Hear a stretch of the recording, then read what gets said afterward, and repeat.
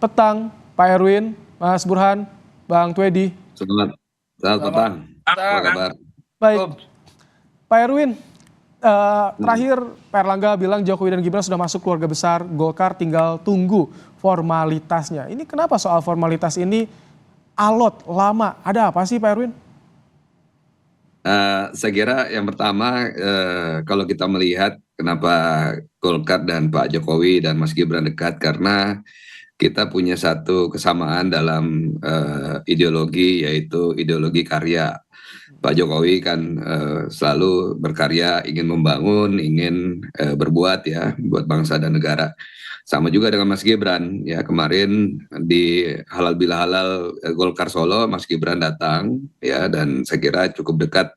Saya kira kalau kita berbicara urusan formalitas itu berarti urusan KTA, urusan kedudukan dan sebagainya. Dan kalau saat ini saya kira karena kita belum munas ya, kita belum menentukan pengurus baru, jadi kita menunggu setelah munas nanti seperti apa posisi Pak Jokowi dan Mas Gibran. Jadi saya kira itu yang dimaksud dengan formalitas. Tetapi kalau hubungan saya kira dekat, karena sama-sama kalau kita berbicara ekonomi yang dilibatkan selalu Pak Erlangga, Ketua Umum Golkar. Gitu. Oke, masih menunggu munas karena tadi disinggung soal posisi kedudukan. Sebelum bahas itu, saya ingin ke Bang Twedi. Kalau dari lawan bagaimana? Apakah juga cerita kenapa sampai sekarang Gibran ini belum juga mutusin gabung parpol mana? Karena banyak yang tertarik nih, Bang Twedi. Terima kasih, Mas. Saya kira posisi Mas Gibran yang sampai detik ini juga belum memutuskan untuk masuk kepada partai yang baru adalah putusan yang bijaksana. Karena apa? Karena kita sama-sama tahu bahwa proses Pilpres 2024 baru saja selesai dengan segala proses dan dinamikanya. Di mana dalam proses itu adalah yang salah satu yang berperan adalah sebagai instrumen demokrasi adalah partai politik. Saya kira partai politik dan seluruh relawan telah mengantarkan Pak Prabowo dengan Mas Gibran menjadi presiden dan wakil presiden terpilih di pada Pilpres 2024. Dan setelah menjadi presiden dan wakil presiden, saya kira Pak Prabowo dan Mas Gibran adalah milik seluruh rakyat Indonesia. Sehingga menurut saya sangat bijaksana sekali putusan Mas Gibran sampai detik ini belum tergesa-gesa untuk masuk partai politik baru, begitu Mas. Tapi kalau sampai sebelum dilantik itu harus sudah gabung parpol atau gimana dari relawan? Saya kira idealnya saya kira kita sama-sama tahu bahwa partai politik yang masuk bagian dari koalisi Indonesia Maju itu adalah gabungan partai politik dan banyak sekali begitu. Saya kira kurang tepat juga kalau terlalu terburu-buru juga kalau Mas Gibran masuk ke partai politik. Karena apa?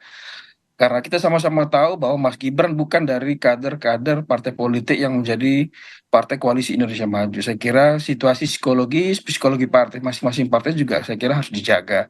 Terkait dengan apakah timingnya Mas Gibran akan masuk salah satu partai baru sebelum atau setelah pelantikan, saya kira sama-sama ideal. Oke. Mas Burhan, kalau tadi bicara soal Golkar belum formal, apakah ini termasuk karena membahas bagaimana nanti posisi Jokowi dan juga Gibran? Terus kalau misalkan Gibran belum masuk di partai politik, bagaimana daya tawarnya nanti ketika jelang pelantikan, penyusunan kabinet, seperti itu Mas Burhan? Sebenarnya tidak menjadi persoalan ya terkait dengan apakah Pak Jokowi ataukah Mas Gibran terafiliasi ke partai politik atau tidak. Karena yang menjadi penentu dalam konteks governability itu adalah presiden terpilih nanti Pak Prabowo ya. Dan kita tahu gitu ya, Mas Gibran justru kekuatannya kalau bisa menjadi bisa dimiliki oleh semua partai, bukan hanya satu partai saja. Dan itu pula yang menurut saya menjelaskan mengapa Mas Gibran sejauh ini itu belum memutuskan secara formal untuk masuk ke salah satu partai. Meskipun sempat pada waktu ulang tahun Golkar ada kabar yang mengatakan beliau sudah hampir memakai jaket kuning, tiba-tiba ditunda atau dibatalkan. Tapi poin saya mungkin Mas Gibran sedang menunggu waktu yang tepat untuk mengambil keputusan mana partai yang paling memberikan semacam tawaran terkait dengan positioning yang lebih kuat gitu ya. Tetapi di sisi lain untuk kali ini memang menurut saya dia sedang mengambil keputusan untuk bisa menjadi milik semua partai. Oke. Dan itu menjadi kelebihan juga ketika dia tidak terafiliasi kepada salah satu partai. Lain kalau misalnya Mas Gibran masuk ke salah satu partai, satu sisi itu punya kelebihan, dia mendapatkan dukungan konkret dari partai yang dia masuki, tapi di sisi lain juga memperkecil ruang geraknya, karena partai lain yang tidak dimasuki akan menjaga jarak dengannya. Jadi ada plus minusnya sebenarnya masuk ke dalam satu partai. Oke, Pak Erwin, betul apakah ketika nanti kalau misalkan Jokowi Gibran masuk Partai Golkar, ada riak-riak di antara parpol koalisi pendukung Prabowo Gibran? Ataupun juga bahkan di internal Golkar sendiri? Saya kira nggak ada. Buat Golkar kita sedang melihat lagi ke depan ya, melihat pilkada dan juga pemilu 2029. Kalau kita mendapatkan tambahan kekuatan dari tokoh ya seperti Pak Jokowi, Mas Gibran, ya pasti 2029 Golkar akan semakin mantap, semakin lebih baik ya. Kita menargetkan menjadi pemenang pemilu di 2029. Jadi perencanaannya sudah mulai kita lakukan dari sekarang. Dan bagaimana kita nanti bisa merekrut ya, siapa tahu nanti Pak Jokowi bisa membawa gerbong yang bagus sebagai kandidat untuk pemilu yang akan datang. Jadi Munas Golkar kan baru Desember ya, dan saya setuju apa yang dikatakan Mas Burhan. Yang paling penting sekarang ini posisi Wapres itu nanti harus kuat ya. Seperti diketahui Wapres itu seringkali kalau tidak aktif ya biasanya nggak terlihat apa yang dikerjakan oleh Wapres. Jadi saya harapkan nanti Mas Gibran proaktif ya seperti Wapres Pak JK 2 kali Pak Erwin, Wapres. tapi kalau bagi Golkar ini lebih baik Gibran ada di partai politik atau dimiliki semua partai politik?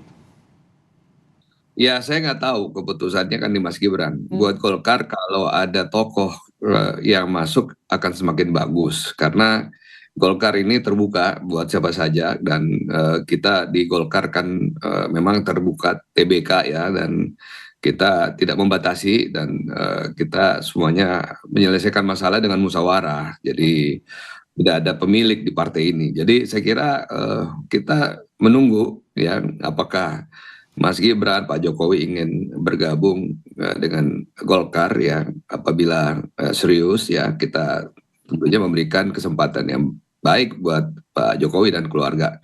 Tetapi sekali lagi bahwa Pak Jokowi dan keluarga sangat nyaman karena Golkar ini sama dengan apa yang menjadi pemahaman Pak Jokowi dalam pembangunan ya karya kekaryaan. Oke, kalau dari relawan, Bang Tuedi, relawan ingin Gibran ini ada di parpol atau justru mendingan dimiliki oleh semua partai politik? Sejauh ini saya kira begini Mas, kita sama-sama tahu bahwa proses yang mengantarkan Pak Prabowo dan Mas Gibran itu menjadi presiden dan wakil presiden adalah gabungan partai politik. Dan di mana Mas Gibran itu merupakan representasi dari keterwakilan dari seluruh partai politik. Nah, saya kira psikologi partai politik ini harus dijaga hari ini ya, jangan sampai ada ketersinggungan satu sama lain. Sehingga kami memandang bahwa sejauh ini dan dalam waktu yang dekat ini juga Mas Gibran saya kira tetap menempatkan posisi di semua partai politik sehingga dapat berkomunikasi dengan leluasa, mengayomi semua partai politik dan bisa juga menjadi jembatan komunikasi di antara semua partai politik yang ada di Koalisi Indonesia Maju. Oke. Kami tetap mengarahkan posisi itu, Mas. Baik, ada beberapa parpol, PAN sebut saja, Golkar yang tertarik untuk bisa menarik Jokowi dan juga Gibran. Lalu apa daya tawar atau yang ditawarkan Golkar agar Jokowi dan Gibran tertarik gabung? Kita akan bahas usai jeda, tetap bersama kami.